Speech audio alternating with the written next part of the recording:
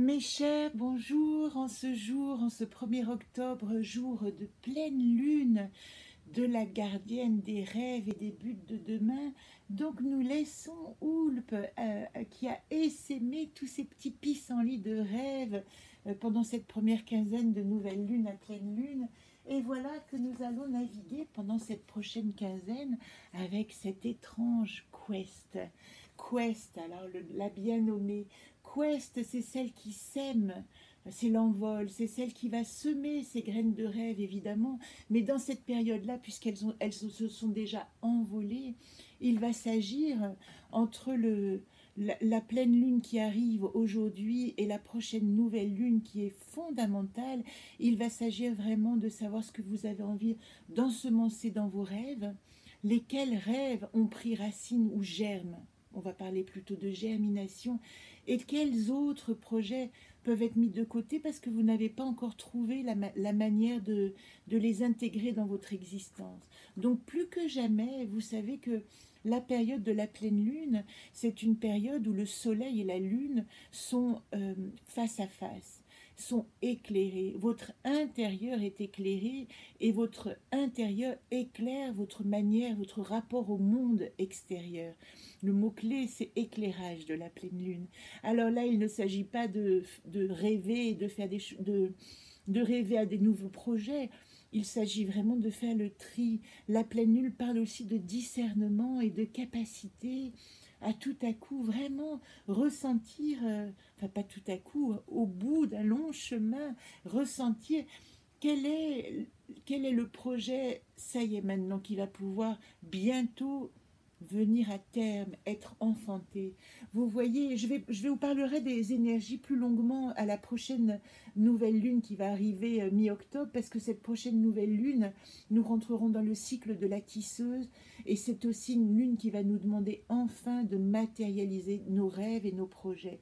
Et ça, c'est tellement important que de comprendre que nous en sommes quand même encore à une étape où nous sommes dans cette germination, finir les petits détails avant que notre bébé vienne au monde et soit exprimé et montré à l'extérieur.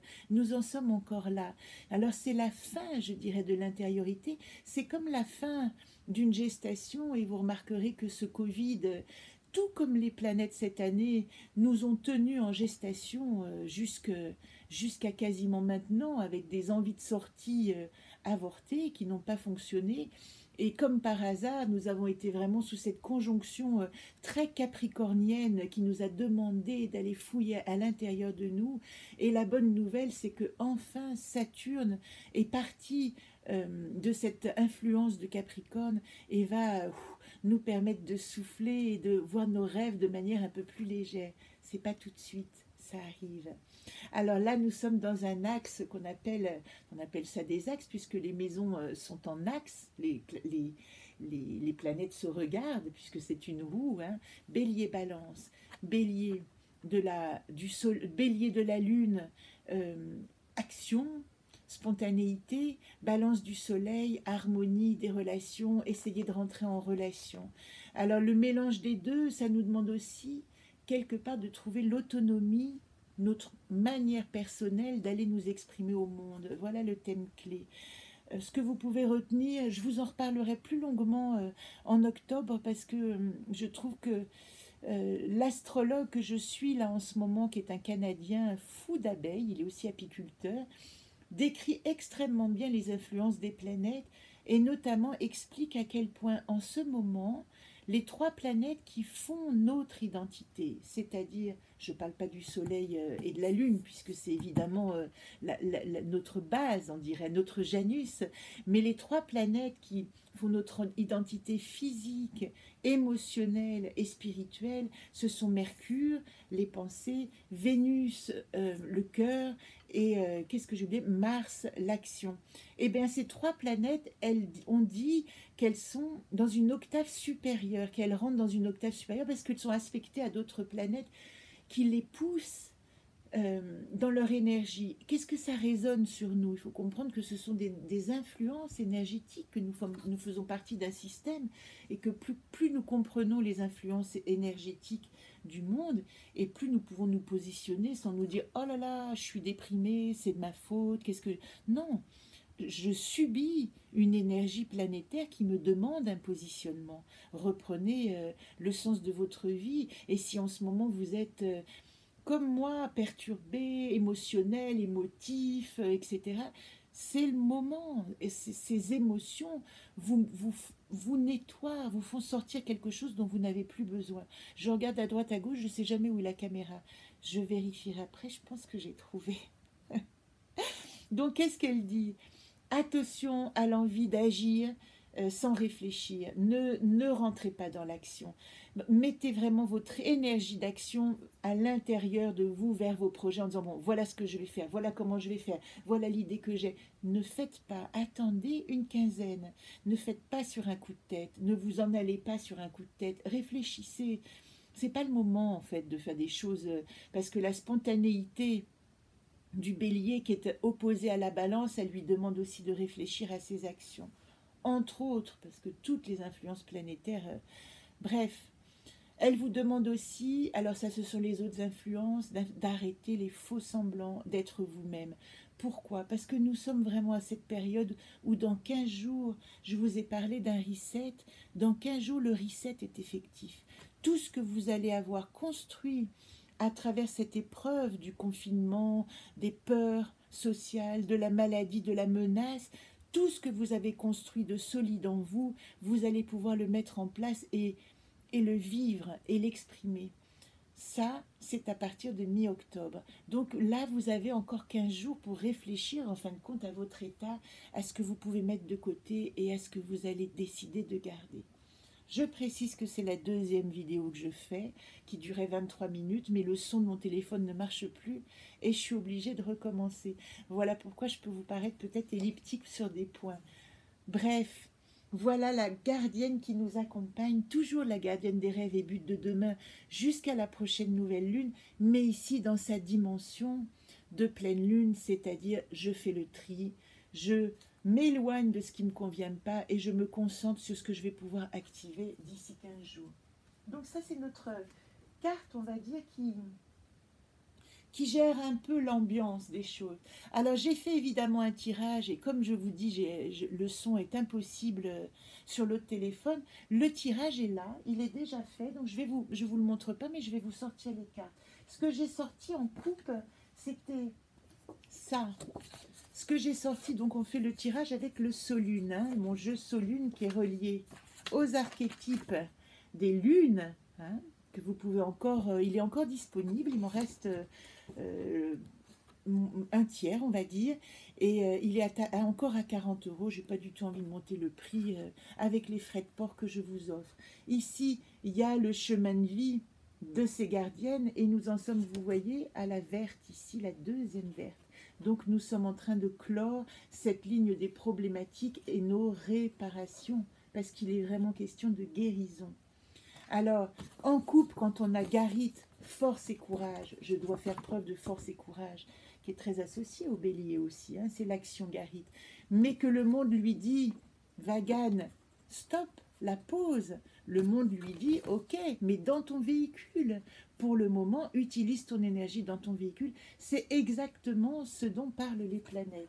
Donc c'est plutôt intéressant d'avoir la parfaite résonance de, oui, et le courage de mettre en place les choses que tu vas activer dans 15 jours. Voilà. Ce que j'ai tiré. Alors, vous savez, quand on tire, moi je vous tire très souvent avec le petit jeu noir et blanc que vous pouvez colorier et vous approprier, mais quand on tire les cartes avec ce jeu Solune, chaque carte est associée à une lune. Et comme chaque lune a une qualité, eh bien nous allons aujourd'hui, et que c'est un égrégore qui correspond, qui tourne ensemble en permanence. Il ne s'agit pas d'être une gardienne un mois, puis l'autre gardienne la suivante. Au terme de cet apprentissage, vous avez en vous la possibilité d'activer toutes ces gardiennes. Et c'est pour ça que nous pouvons faire un jeu avec les gardiennes en disant, quelle est la première carte? Dans ma situation, dans la situation actuelle, quelle est la gardienne sur laquelle je peux le plus m'ancrer et me positionner, qui me montre vraiment l'état des lieux? La deuxième carte qui correspond aux atouts, ici, quelle est la gardienne que je vais pouvoir utiliser dans son archétype pour m'aider à avancer dans cette quinzaine. La troisième carte, c'est la gardienne qui pique un peu et qui dit quelle est la problématique, sur quoi je n'ai pas encore regardé et je dois porter mon attention pour arriver à cette guérison nécessaire au redémarrage. Et enfin, la quatrième carte, qui est la carte de la solution, c'est une invitation. Voilà comment vous pouvez être pour vivre ce passage. Vous voyez que toutes ces énergies des gardiennes, c'est vraiment je dis souvent, un petit peuple habite en moi. Ben, parmi ce petit peuple, il y a 13 gardiennes. Et il y a aussi les archétypes des déesses, donc je vais vous toucher 2 mots, puisque nous sommes le 1er octobre, je suis obligée. Qu'est-ce qu'elle dit, la première? Eh bien, c'est très intéressant parce que la première carte que j'ai tirée, c'est Néris. Et Néris, c'est la première carte du jeu des gardiennes, celle qui parle d'entreprendre son chemin en connaissant ses cycles et rythmes. Donc, vous voyez, à tel point nous sommes à un redémarrage que la première carte qui est tirée, elle vous invite à réfléchir au cycle et au rythme que vous allez imposer à cette nouvelle vie que vous allez imposer dans le bon sens du terme. Une imposition, c'est une position, et que vous allez mettre en place pour cette nouvelle vie qui vous attend. Donc avec Néris, celle qui intègre ces cycles et rythmes, je vous invite à essayer de réfléchir et de poser sur votre cahier un plan d'évolution, un plan de travail pour les prochains mois à venir, et vous ne serez pas déçus, parce que ceux qui travaillent en conscience vont vraiment à la rencontre d'eux-mêmes en ce moment avec une possibilité extraordinaire. Ce qui est très étonnant, voyez-vous, c'est que la carte que j'ai tirée en atout, c'était la carte du monde, où le monde disait « restez encore en vous-même ». Et cette gardienne, cette carte-là, c'est la carte de la guérisseuse. Dans sa deuxième partie, elle dit « finissez, occupez-vous de vos petites blessures qui ne sont pas encore terminées et finissez ce nettoyage intérieur. Finissez-en avec vos blessures du passé pour pouvoir passer à autre chose. Vous avez encore cette quinzaine pour pardonner, pour passer à autre chose, et vous allez voir à quel point votre énergie se décuple dès que vous faites l'effort de dire « allez, je n'alimente plus ma rancœur et mes rancunes, mes regrets et mes remords. » Tout ça, c'est du passé. Qu'est-ce qu'il y a comme problématique? Vous voyez, votre problématique, c'est que si vous restez au secret avec toutes ces blessures, vous n'avancez pas. La gardienne de la tranquillité, elle dit, finissez en douceur, allez voir ces blessures, remerciez-les de les épreuves, de ce que ça vous a apporté sur ce chemin qui est terminé, et aujourd'hui vous attend un chemin de rose, on peut dire. Aujourd'hui, c'est peut-être le temps de se dire que je vais pouvoir grandir sans avoir à subir des épreuves terrifiantes pour mon corps, terrifiantes pour mon cœur, terrifiantes pour mon esprit, pour mon âme, engageantes. Donc, en problématique, allez nettoyer votre intérieur et vraiment exercer la tranquillité de votre être. Et regardez en solution ce que nous avons eu. C'est magnifique parce que cette carte-là, qui est la carte qui est associée à la 12e gardienne, qui est la gardienne de la gratitude, c'est le yang au repos. Et ce yang qui s'est agité dans toute sa quête pour se comprendre, qui a donc cherché, quand il arrive au cycle de la 12e gardienne, vous voyez, il est à la fin là avec Ozone. C'est la gardienne de la gratitude. Il dit maintenant, je peux juste exercer ma gratitude pour ce que j'ai reçu comme outil, comme possibilité, parce qu'ils sont là en moi et ils existent. Et je n'ai plus à éprouver ma force pour savoir que ma force est en moi. Voilà ce jeu magnifique Solune qui vous est proposé au terme de votre libération d'être, je le répète, revenez mi-octobre au moment de la prochaine nouvelle lune, je vous le dis clairement, nous avons l'occasion d'un reset total. Alors, maintenant, je vous ai fait pour une fois le jeu en premier pour que ceux qui ont assez d'informations puissent s'arrêter. Pour les autres, je veux vous parler de 2 choses. La première, principalement à celles qui ont suivi ce magnifique enseignement des archétypes des déesses. Alors moi j'ai suivi d'abord l'enseignement des gardiennes avec la même personne que je salue, une magnifique jeune femme, plus jeune que moi, je suis son aînée, et qui m'a aussi donné la confiance pour me faire encadrer des cercles de femmes, animer des cercles de femmes. Et avec elle, j'ai fait aussi des constellations d'abondance. C'est ça qui m'a fait comprendre ma propre richesse. Puis les archétypes des gardiennes. Et pour les femmes, c'est important de savoir que nous avons 8 superstructures internes de femmes qui nous permettent d'exister et qui parlent entre elles. Nous avons déjà à l'intérieur de nous 8 sœurs. Alors, on peut commencer par Aphrodite. Vous connaissez les noms, hein? Aphrodite, Athéna, Artémis, Héra, j'ai oublié Déméter dans l'ordre alphabétique, Déméter, Héra, Hestia, et nous avons Perséphone qui est un être double, parce que Perséphone, elle est aussi Corée, la petite Corée, avant que Perséphone ne soit enlevée par le roi des enfers. Donc je reprendrai plus tard cette analogie en vous en parlant, en le développant. Mais pour celles qui connaissent déjà, voilà ma proposition d'aujourd'hui. Moi, tous les 1er octobre, puisque j'ai décidé de partager mes outils, tous les premiers du mois, je fais une espèce de synthèse de où est-ce que j'en suis avec mes déesses. Comment va Perséphone, comment va Corée, comment va Artémis, comment va Hestia, est-ce que je me suis bien occupée d'elle, est-ce que j'ai bien ressenti la nécessité de se sentir belle d'Aphrodite, est-ce que j'ai été marcher dans la nature avec Artémis et exercer ma sauvagerie positive, est-ce qu'avec Hestia j'ai été une bonne fervente, spirituelle, reliée à mes énergies supérieures et avec la grâce de la foi et de la confiance intérieure.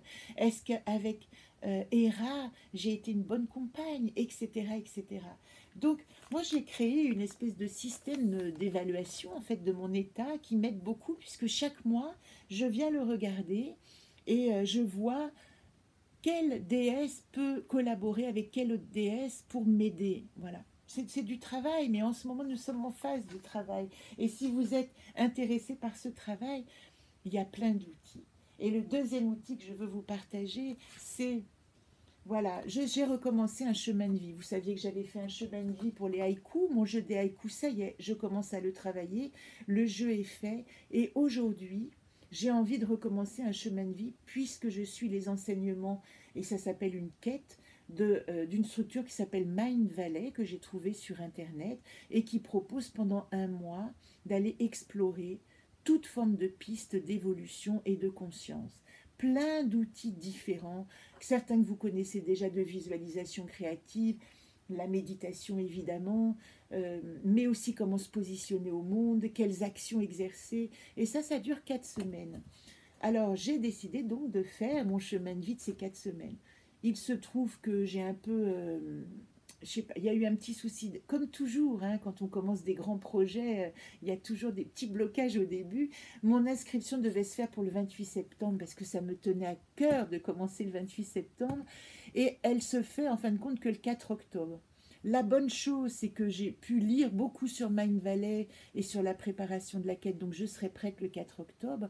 Et l'autre bonne chose, c'est que du coup, je suis une semaine d'exercice de la méditation en 6 phases qui nous apprend à activer des formes de méditation à intégrer dans notre quotidien. En l'occurrence, j'intègre la méditation de la compassion, gratitude, pardon, quotidiennement, comme pour donner, c'est vraiment pour mettre une petite veilleuse en fin de compte et rester éclairée, et que quand je suis assaillie de mes doutes, des difficultés que j'ai comme vous tous, eh bien il y a cette petite lumière. Vous savez ce que j'aime dire, cette phrase de Krishna, j'ai allumé une lumière, ainsi tu peux marcher sans trébucher. Voilà.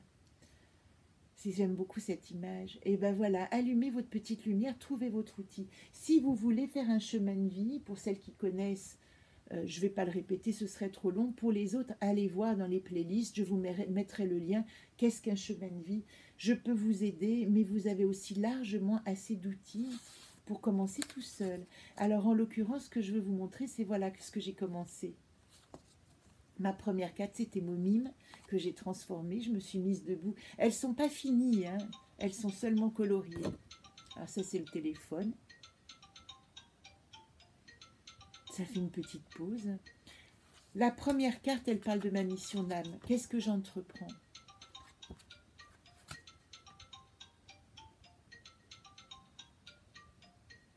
Voilà. La deuxième carte, elle parle de, encore, quel est mon pouvoir? Je dois apprendre où est mon pouvoir. Voilà ce qu'elle dit, cette carte en situation actuelle.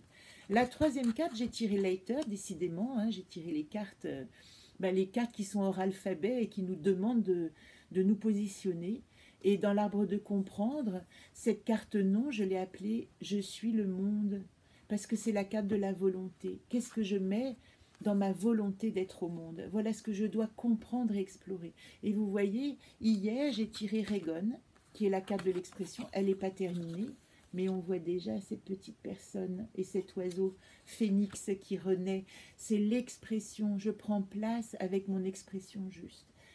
Tous les lundis de ces 4 prochaines semaines, les lundis AFA, je viendrai faire le bilan avec vous de Mind Valley et de ce que j'ai appris, et je vous mettrai des liens pour que vous trouviez à votre tour les outils correspondants. Voilà, ça c'est mon idée. Si vous voulez maintenant faire ce jeu qui est déjà une entreprise de 28 jours, ben vous pouvez me commander le jeu, c'est très facile. Les premiers coûtent 20 €, hein, c'est vraiment un petit prix, et j'offre le chemin de vie avec. Et en ce qui concerne Solune, il me reste un tiers de mon édition encore disponible, et il est à 40 €. Je n'ai pas changé les prix, et il n'y a pas de frais de port en ce moment, donc vous pouvez aussi me le commander. Voilà, donc je vous donne rendez-vous lundi. AFA avec ma première semaine où je vous expliquerai ce que c'est que la méditation en 6 phases. Et à partir de lundi, je commencerai vraiment cette quête Mind Valley dont je vous rapporterai, j'espère, des trésors. À lundi.